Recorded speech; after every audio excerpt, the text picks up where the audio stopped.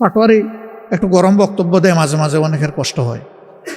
সে নরম সুরে বলেছে, আমি আর গরম বক্তব্য দিব না, কোনো বক্তব্যই দিব না, শুধু আলিফের চোখটা ফিরিয়ে দেন মাননীয় প্রধানমন্ত্রী। আমরা জানি রাজপথ আমাদের ঠিকানা, আসল ঠিকানা। সেই রাজপথে নামলে অনেক কিছু হতে পারে। হ্যাঁ, হতে পারে, ফাঁসির তক্তায় দাঁড়ানো লাগতে পারে। নাসিরউদ্দিন পাটোয়ারি বলেছে, হয় জেলে আর না হয় কবরে। আমি বলবো না, আগের সরকারও আরেকটা জায়গা তৈরি করেছিল, সেটা আয়নাগরে।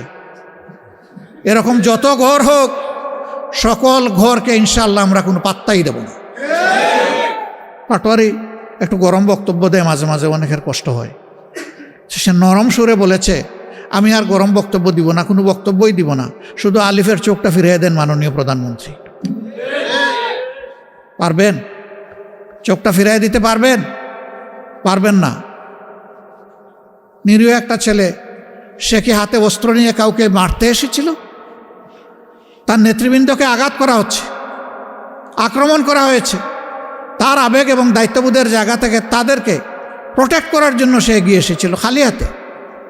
তাকে শেষ করে দিলেন কেন? এই নির্বাচন হওয়ার পরে দুঃখজনক, বর্তমান সরকারি দলের হাতে আমার 4 জন সহকর্মীকে জীবন দিতে হয়েছে। কেন এটা শুনতে হবে? কেন এটা দেখতে হবে? জায়গায় জায়গায় হামলা শুরু হয়েছে, মামলা শুরু হয়েছে। আশ্চর্য! আপনারা মারলেন, মব সৃষ্টি করলেন, লোকদেরকে বন্দি করে রাখলেন, চোখটা কেড়ে নিলেন, তারপরে আবার উল্টো তাদের উপরেই মামলা দিলেন। কি মামলা? যে তারা আইফোন ছিনতাই করেছে। ধন্যবাদ, অন্তত একটা দামি ব্র্যান্ডের ফোনের ব্যাপার বলেছে। তারা সেখানে আইফোন ছিনতাই করতে গিয়েছিল। তো সেদিন আমি বলেছিলাম যে আপনারা তো হুবহু দেখে ওই দিকেই হাঁটছেন। ফ্যাসিস্ট আমলে আপনাদের বর্তমান শিক্ষামন্ত্রীর বিরুদ্ধে বেনেট ব্যাগ ছিনতাইয়ের মামলা দিয়েছিল। তা আপনারা এতটুকু অনুগ্রহ করেছেন যে একটা ভালো স্ট্যান্ডার্ডে অন্তত আইফোনে নিয়ে এসেছে। হুবহু ওইগুলোই আপনারা অনুসরণ করে চলছে। কোন জিনিসটা বাদ দিলেন আপনারা? এখানে আমাদের মধ্যে একমাত্র বর্ষিয়ান রাজনীতিবিদ ডক্টর কর্নেল অলি আহমদ বীর বিক্রম, তিনি আফসোস করে বলে গেলেন যে এখন রাজনীতিতে ইত্রামিকে প্রমোট করা হচ্ছে, অশালীনতাকে প্রমোট করা হচ্ছে। একজন তো প্রমোশন পাইতে পাইতে সচিব হয়ে গেছে। সচিব হওয়ার জন্য এখন আর বিসিএস কোয়ালিফাই করা লাগবে না। সচিব হওয়ার জন্য দলীয় একটা পদ থাকলেই হবে। সচিব হওয়ার জন্য আজগুবি কিছু কথাবার্তা, বয় বক্তব্য, অন্যদেরকে হেয় করে, ক্যারেক্টার অ্যাসাসিনেশন করে কিছু প্র্যাকটিস করলেই আর ধাপে ধাপে প্রথমে অ্যাসিস্ট্যান্ট কমিশনার, তারপরে আস্তে আস্তে ডেপুটি কমিশনার, এরপরে জয়েন্ট কমিশনার, মানে secretary, joint secretary, additional secretary, secretary. এত কষ্ট করা লাগবে না। শর্ট কোর্স, মাত্র 3 মাস প্র্যাকটিস করলে হয়ে যাবে। মনে রাখবেন, দুধ কলা দিয়ে যদি কাল সাপ পুষেন, একদিন সেই সাপের সুবলে আপনার জীবনও যেতে পারে। মনে রাখবেন, এরা কারো নয়। এরকম আচরণ যারা করে, যেই করুক, আমি কারো পার্টিকুলার নাম নিতে চাচ্ছি না, এরা আসলে মতলববাজ। এরা তাদের নিজের, এবং এরা সমাজকে ডুবায়, নিজেও ডুবে। আগের সরকারের একজন মন্ত্রী ছিলেন, তিনি কিছু বললেই মানুষ তার নামে বলতো, হাসাও কি জানি একটা বলতো।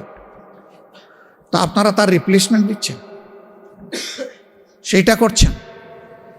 এই বাংলাদেশ তো এটা দেখার জন্য এত রক্ত দেয়নি 24-এ।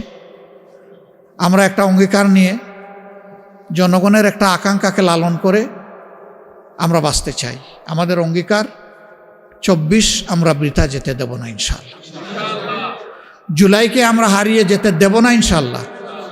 জুলাইকে সব কিছুর বিনিময়ে বাঁচিয়ে রাখব। কারণ জুলাই এসেছে মূলত বৈষম্যকে মুগুরের আঘাত দেওয়ার জন্য। বৈষম্য আর চলবে না বাংলাদেশে। এখন যারা বৈষম্য করছেন সরকারে গিয়ে, মাসুল আপনাদেরকেই দিতে হবে। আমরা জানি রাজপথ আমাদের ঠিকানা, আসল ঠিকানা। সেই রাজপথে নামলে অনেক কিছু হতে পারে। হ্যাঁ, হতে পারে, ফাঁসির তক্তায় দাঁড়ানো লাগতে পারে।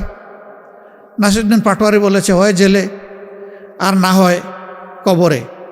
আমি বলবো না, আগের সরকারও আরেকটা জায়গা তৈরি করেছিল, সেটা আয়না করে। এরকম যত ঘর হোক, সকল ঘরকে ইনশাআল্লাহ আমরা কোনো পাত্তাই দেব না। আমরা অঙ্গীকারবদ্ধ, গণভোটের রায় বাস্তবায়ন হবে ইনশাআল্লাহ, বাংলাদেশে হবে। আসসালামু আলাইকুম রহমতুল্লাহ। বাংলাদেশ লেবার পার্টি আয়োজিত জুলাইয়ের আকাঙ্ক্ষাকে সামনে রেখে আজকের আলোচনা সভার সম্মানিত সভাপতি, লেবার পার্টির চেয়ারম্যান জনাব মুস্তাফিজুর রহমান ইরান, মঞ্চে বসা লিবারেল ডেমোক্রেটিক পার্টির সম্মানিত চেয়ারম্যান, সাবেক মন্ত্রী, ৭১-এর রণাঙ্গনের বীর মুক্তিযোদ্ধা জনাব ডক্টর কর্নেল অলি আহমদ বীর বিক্রম, এনসিপি সহ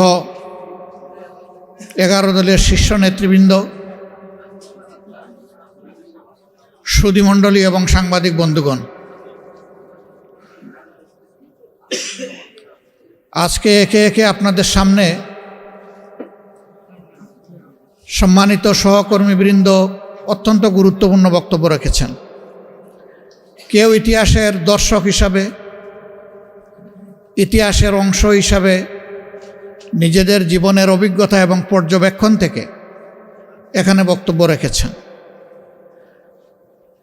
আর কেউ বক্তব্য রেখেছেন জীবন্ত বাংলাদেশের সঙ্গী হয়ে, বিশেষ করে 24-এ যে জনতার অভ্যুত্থান হয়েছিল, সেই অভ্যুত্থানের একজন রক্তমাখা কর্মী হিসাবে অনেকে এখানে বক্তব্য রেখেছেন। আমি লম্বা কোনো বক্তব্য রাখতে চাই না, জাস্ট কিছু অঙ্গীকার পুনর্ব্যক্ত করতে চাই। নাম্বার 1, আমরা বিশ্বাস করতে চাই বর্তমান সরকারি দলে যারা আছেন তারা 17.5 বছর আমাদের মতোই মজলুম ছিলেন। আমি তাদেরকে একবার অনুরোধ করব, জাতির উপরে এই যে জুলুমের পাহাড় নেমে এসেছিল, এই ক্ষেত্রটা কেন কিভাবে প্রস্তুত হয়েছিল তারা যেন একবার চিন্তা করেন। তারা যেন চিন্তা করেন 17.5 বছর বাংলাদেশের মানুষ, বিশেষ করে সেই সরকারের বিরোধী যারা ছিলেন, বিরোধী রাজনৈতিক মতবাদে যারা বিশ্বাস করতেন, তারা সহ সমস্ত আলিম উলামা, সাংবাদিক মহল, সুশীল সমাজ, ব্যবসায়ীরা, সাধারণ মানুষেরা, শ্রমিক জনতারা, তারা কেমন ছিলেন তারা যেন একটু চিন্তা করেন। তারা নিজেরাই বলেছেন তাদের সময় কেটেছে পাট খেতে, ধান খেতে। এখন হঠাৎ করে আল্লাহ তাআলা আমাদেরকে মুক্তি দিলেন একটা রক্তভেজা আন্দোলনের মাধ্যমে।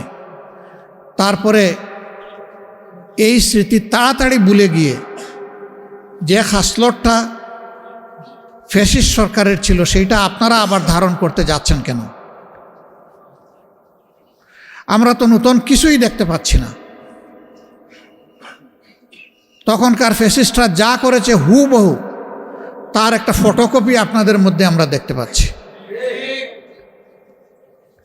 কোন জিনিসটা আপনারা বাদ দিয়েছেন? কোন জিনিসের পরিবর্তন করেছেন? ওরা যেমন বিরোধী মতকে দমন করার জন্য ষড়যন্ত্র, অপপ্রচার এবং বল প্রয়োগের আশ্রয় নিয়েছিল, আপনারা সবগুলা ইতিমধ্যে নিয়ে ফেলেছেন। সংসদে আপনারা দেখেছেন, আমরা পরিষ্কার বলেছি, নির্বাচন তো একটা হয় নাই, দুটো হয়েছে।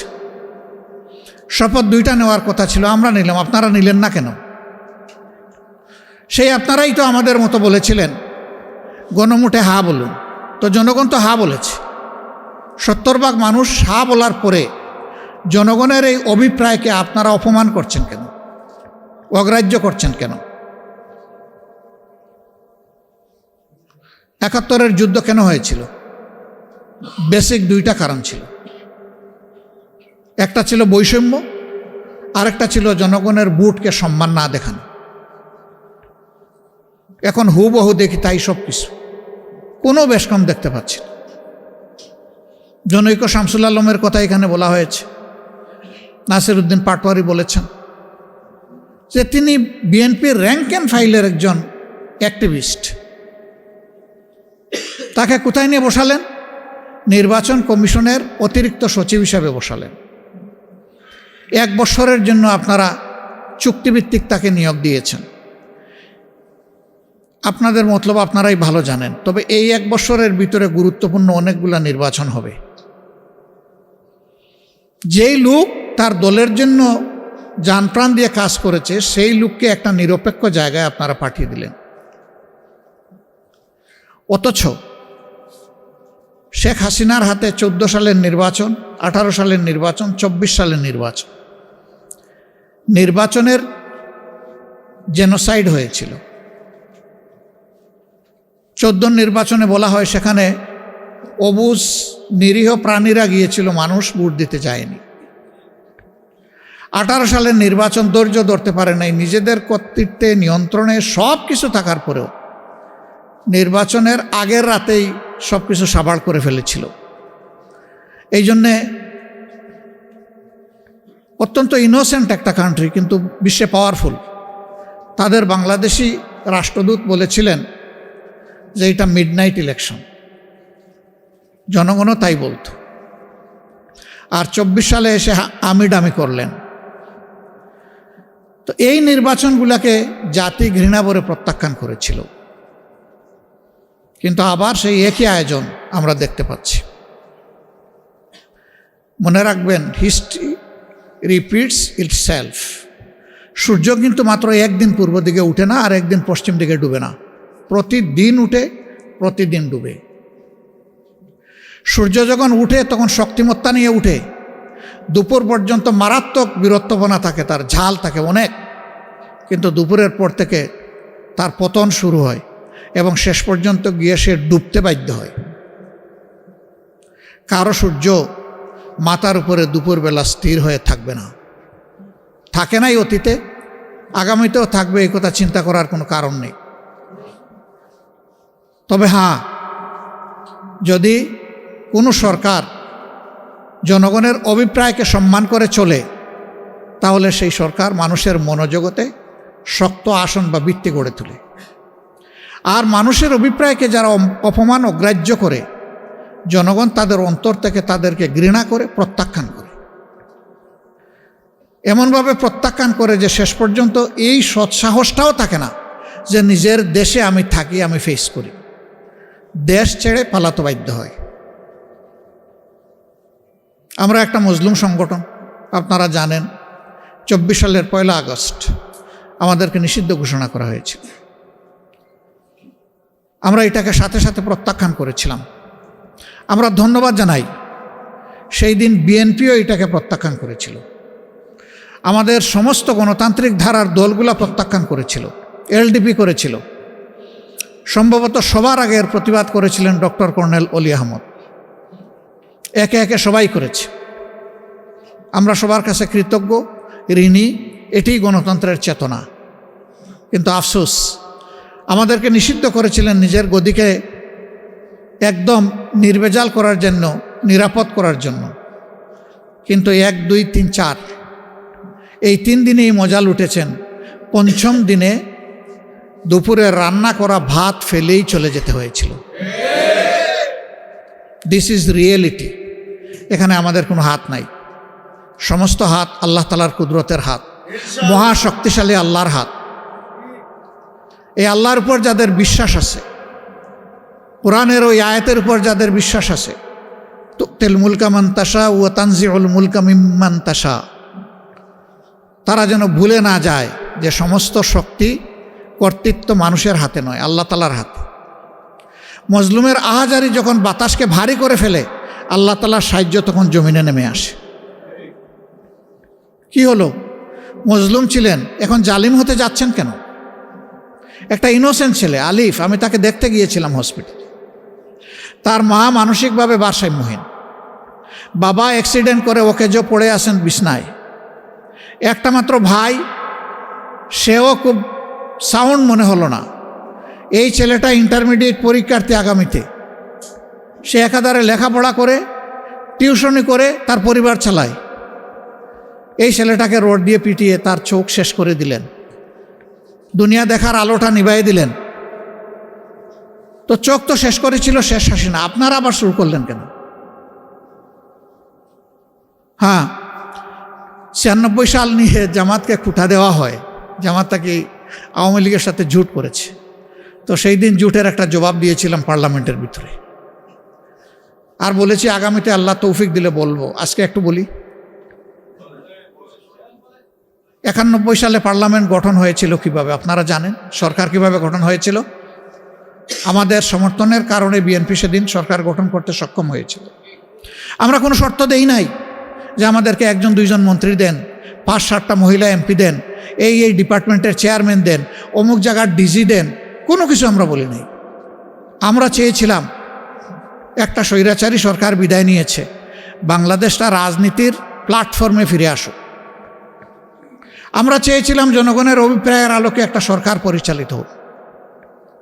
সরকার যখন গঠন হলো 94 সালে, অধ্যাপক গোলাম আজম সাহেব তৎকালীন ভারপ্রাপ্ত আমির জনাব আব্বাস আলী খানের নেতৃত্বে 4 জন তার ঘনিষ্ঠ দায়িত্বশীলকে পাঠালেন তৎকালীন প্রধানমন্ত্রীর কাছে। মাননীয় প্রধানমন্ত্রী, দলীয় সরকারের অধীনে নির্বাচন যখন বাংলাদেশে হয়েছে, প্রমাণ হয়েছে যে মানুষ স্বস্তিতে ভোট দিতে পারে না, মানুষের ভোটের কোনো প্রয়োজন হয় না, রেজাল্ট আগে থেকেই তৈরি থাকে, শুধু প্রকাশের অপেক্ষায় থাকে। যদি এই ধরনের একটা নন পলিটিক্যাল অরাজনৈতিক সরকারের অধীনে এবারকার নির্বাচনও না হতো, আপনি সরকার গঠন করতে পারতেন না। এটা প্রমাণ হয়েছে যে জনগণের ভোটের রায়ের প্রতিফলন পাওয়া গেছে।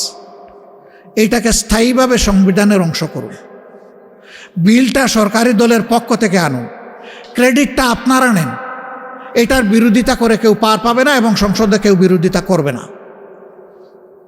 কারণ এইটাতে একমত হয়েই তো এই নির্বাচন হয়েছে। আমাকে মাফ করবেন, তিনি দুনিয়া থেকে চলে গেছেন। তিনি সেদিন বলেছিলেন, খান সাহেব আপনি আমার পিতৃতুল্য, অন্য কিছু থাকলে বলেন। তখন আব্বাস আলী খান সাহেব বলেছিলেন যে আপনি আমাকে এই মর্যাদা দিয়েছেন পিতৃতুল্য, আমি কৃতজ্ঞ, আমি অন্য কোনো দায়িত্ব নিয়ে আজকে আসি নাই। তবে যেহেতু আপনি একটা মর্যাদা দিয়েছেন, সেই অভিজ্ঞতার জায়গা থেকে এতটুকু বলতে পারি, এই দাবিটা একদিন বাংলাদেশে বাস্তবায়িত হবে। এটা আপনার হাতে হবে না কার হাতে হবে আমি জানি না। এটা কি খুব সহজে হবে নাকি অনেক পানি গুলা করে হবে এটাও আমি জানি না, কিন্তু ইনশাল্লাহ এটা হবে। আমরা একটা বিল পরে সাবমিট করলাম, সেই বিলটা আলোচনাই আসলো না। 5 বছরের মেয়াদ শেষ হলো, এইভাবেই আন্দোলন শুরু হলো। আমাদের আর করার কি ছিল?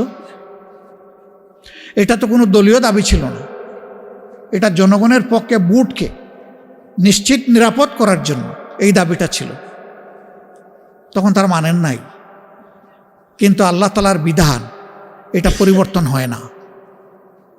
এই মেয়াদ পূর্ণ করে খুবই ছোট্ট মেয়াদের জন্য তারা আরেকটা নির্বাচন দিয়ে, সেই নির্বাচনে মেজর পার্টিগুলো অংশগ্রহণ করে নাই। আপনারা জানেন বিএনপি করেছিল, তাদের সাথে একটা দলকে তারা বিশেষভাবে নিয়েছিলেন। কয়েকদিনের পার্লামেন্ট করে একমাত্র বিল যেটা পাশ করলেন সেটা কেয়ারটেকার সরকারের বিল। তাইলে এই বিলটা আগে করলেন না? জনগণকে কেন আপনি আন্দোলনের পথে ঠেলে দিলেন? কেন একটা হরতাল অবরোধের প্রয়োজন হলো? কেন জানমালের ক্ষতি হলো? কেন হাজার হাজার মামলা হলো? এই পানিটা গুলা করার তো দরকার ছিল। এবারও তারা নিজেরাই তাদের 31 দফার প্রথম দফায় সংস্কারের কথা বলেছে এবং নিজেরা ইলেকশনের সময় দাবি জানালেন, এখন সেটাই তারা মানেন না। এখন তারা বলেন যে এটা সংবিধানে নাই। আরে ভাই, সংবিধানে তো 26 সালের নির্বাচনও তো নাই। যদি সংবিধান খুঁজেন তাইলে এখন কোনো পার্লামেন্ট নাই। সংবিধান খুঁজলে এখন বর্তমান যে সরকারি দল ওটাও নাই, বর্তমান যে বিরোধী দল তাও নাই। এটা ছিল doctrine of necessity. Will of the people real is the supreme law. এর ভিত্তিতে এটা হয়েছে, জনগণ এটাই মেনে নিয়েছে। তো একটা মানলেন, আরেকটা মানলেন না। আবার সেই আব্বাস আলী খান সাহেবের কথাই আমার মনে পড়ে, মানবেন তবে অনেক পানি গুলা করে মানবেন, এই ক্ষতিটা দেশের করবেন না। মেহরবানি করে সম্মানিত হন, জনগণের ভোটকে সম্মান করুন, তাহলে জনগণও আপনাদেরকে সম্মান করবে। আর দলীয়করণের যে রাজনীতির দিকে একদম নেকেটলি উলঙ্গভাবে আপনারা পা দিয়েছেন, ফিরে আসেন। মাননীয় প্রধানমন্ত্রী, আপনি দায়িত্ব নেওয়ার আগে নির্বাচনের পুরো সময়টা জুড়ে বলেছেন যে আমরা একটা মেরিটোক্রেটিক সোসাইটি চাই, আমরা পলিটোক্রেটিক সোসাইটি বিল্ড আপ করব না। এখন কি করছেন? এখন তো পুরাটাই তার উল্টা। যে স্তরের স্থানীয় সরকারে নির্বাচন হয়ে নির্বাচিত প্রতিনিধিরা মানুষের সেবা করবে, সে সব জায়গায় আপনারা দলীয় লোকদেরকে, নেতাদেরকে বসাই দিচ্ছেন প্রশাসক হিসেবে। প্রশাসক বসাবেন, বসান, যদি খণ্ডকালীন বসাতে হয় সেখানে প্রশাসনের লোকদেরকে এনে বসান, দলীয় নেতাকে বসাতে হবে কেন? এরপরে যত তাড়াতাড়ি পারেন নির্বাচনটা দিয়ে জনপ্রতিনিধিদের সুযোগ করে দেন। আপনারা সব জায়গা ব্লক করে রেখেছেন। এখন শুধু নির্বাচিত জায়গাও নয়, যে সমস্ত জায়গায় প্রশাসনের লোকদের দায়িত্ব পালন করার কথা, এখন সরাসরি সেখানে দলের নেতাদেরকে আপনারা পদায়ন করে দিচ্ছেন। বাংলাদেশের নূতন নজির আপনারা স্থাপন করছেন। আমরা পরিষ্কারভাবে ঘোষণা দিচ্ছি, এগুলো আমরা প্রত্যাখ্যান করলাম, এগুলো আমরা মানি না, এগুলো আমরা মানব না। তাহলে এই কোটা বিরোধী আন্দোলন ওরা করেছিল কেন? তো এই কারণেই তো করেছিল। এখন সেই কোটাকে আরো বিকট আকারে আপনারা নিয়ে এসেছেন। আন্দোলন কারো সৃষ্টি করতে হয় না, আন্দোলনের কজ যখন তৈরি হয়ে যায় আন্দোলন তখন অটোমেটিক্যালি সামনে চলে আসে। সম্ভবত এই জাতি একটা দুর্ভাগা জাতি, নইলে পদে পদে শাসক গোষ্ঠী কেন জাতির সাথে এত প্রতারণা করে? কথা দিয়ে কেন কথা রাখে না? কেন নিজেদের কথার বাইরে চলে গিয়ে উল্টাটা করে? কিন্তু আবার জাতি সৌভাগ্যবান যে কোনো প্রতারককে এই জাতি ছেড়ে দেয়নি, ছেড়ে দিবে না ইনশাল্লাহ। আমরা বিএনপিকে, বর্তমান সরকারকে একটা প্রতারক দল হিসাবে আমরা দেখতে চাই না, শাসক হিসাবে দেখতে চাই না। আমরা চাই তারা জনগণের সাথে দেওয়া ওয়াদাটা অন্তত রক্ষা করুক। আমরা কথা দিয়ে যাচ্ছি, লড়াই আমাদের চলবে ইনশাল্লাহ। সংসদে আবারও বলছি, ততদিন থাকব যতদিন থাকা দেশ এবং জনগণের জন্য প্রয়োজন মনে করব। যখন মনে করব আর প্রয়োজন নাই, তখন ওই জনগণের কাতারেই মিশে যাব ইনশাল্লাহ পুরোপুরি। এখন আমাদের ক্ষেত্র দুইটা, একটা সংসদ সমাধান হলে ঠিক আছে, না হইলে আমাদের রাজপথ। রাজপথ কেউ কেড়ে নিতে পারবে না ইনশাল্লাহ। রাজপথের জমিদারি জনগণ কাউকে দেয় নাই। এই যে মব সৃষ্টি করা হচ্ছে বিভিন্ন জায়গায়, মবের বিরুদ্ধে কথা বলেছিলেন যে নতুন বাংলাদেশে আর মব হবে না, তো এখন কারা করে এই মব? এই মবগুলো বন্ধ করেন। আমিও যদি মব করি আমারও হাত অবশ করে দেন, এবং মনে রাখবেন আপনারাও মব করে বেশি দূর হাত বাড়াতে পারবেন না, সেই হাতটাও ইনশাল্লাহ অবশ হয়ে যাবে। আমরা সকল মবের বিরুদ্ধে। হ্যাঁ, আমি ব্যক্তিগতভাবে কারো সম্মানহানি করে ব্যক্তিগত আঘাত দিয়ে কথা বলার পক্ষে নয়। আমি চাই যুক্তির সাথে আমরা কথা বলবো, আমার কথা বলিষ্ঠ হবে নিঃসন্দেহে, কোনো দুর্বলতা থাকবে না, কিন্তু ব্যক্তিকে আঘাত করার প্রয়োজন আমাদের নাই। ব্যক্তি আর দায়িত্ব কিন্তু আবার এক জিনিস না, এখানে ভুল করা যাবে না। যারা দায়িত্বে আছেন তাদের সমালোচনা চলবেই। দায়িত্বে যদি থাকতে চান, সমালোচনা সহ্য করার গুণও আপনাদের থাকতে হবে। যদি সমালোচনা সহ্য না করে তুষামতকারীকে আপনারা যদি প্রমোট করলেন, লালন করেন, মনে রাখবেন সেই তুষামতকারীরাই আপনাদেরকে বঙ্গোপসাগরে ডুবাইয়া ছাড়বে। বিরোধী দল লাগবে না। সেই পথ থেকে ফিরে আসুন, জনগণের অভিপ্রায়ের দিকে ফিরে আসুন। আজকের জুলাইয়ের এটাই আপনাদের কাছে আমাদের অঙ্গীকার। জীবন একটাই, আল্লাহর জন্য, জনগণের প্রয়োজনে দিতে চাই। আল্লাহ যেন কবুল করেন। হুমকি দামকি সংসদের ভিতরে দেওয়া হয়েছে। একজন বললেন যে অতীতের যে পাওনা আপনাদের ছিল এখনও বাড়াবাড়ি করলে সেটা হবে। আমি বললাম যে এটা দেখে দেখেই বাংলাদেশ আজকে এই পর্যায়ে এসেছে, ওটা নতুন করে হুমকি দেবেন না আমাদেরকে। কি আশ্চর্য, কি অভদ্রতা! সংসদের ভিতরে পর্যন্ত কোন জায়গায় বসে কথা বলছে এই সেন্সটুকুও নেই। সারা দুনিয়ার মানুষের কাছে চলে যাচ্ছে, লাইভ কাস্ট হচ্ছে, কি বলছে সেই সেন্সটাও থাকে। আবার দেখি যে অনেকে এই সমস্ত নোংরা কথায় টেবিল চাপড়ায়। আশ্চর্য, টেবিল চাপড়াবেন ভালো জিনিসে, খারাপ জিনিসকে এখন সমর্থন করে। ভালো থাকবেন সবাই, ইনশাল্লাহ ভালো থাকবো, আমরা লড়াই করেই ভালো থাকবো, মাথা নত করব না, মাথা উঁচু করে ইনশাল্লাহ সামনের দিকে এগিয়ে যাব। বাংলাদেশ এগিয়ে যাবে, বাংলাদেশ মুক্তি পাবে ইনশাল্লাহ। আল্লাহ হাফেজ, বাংলাদেশ জিন্দাবাদ, লেবার পার্টি জিন্দাবাদ। আসসালামু আলাইকুম রহমতুল্লাহ। ধন্যবাদ। বাংলাদেশ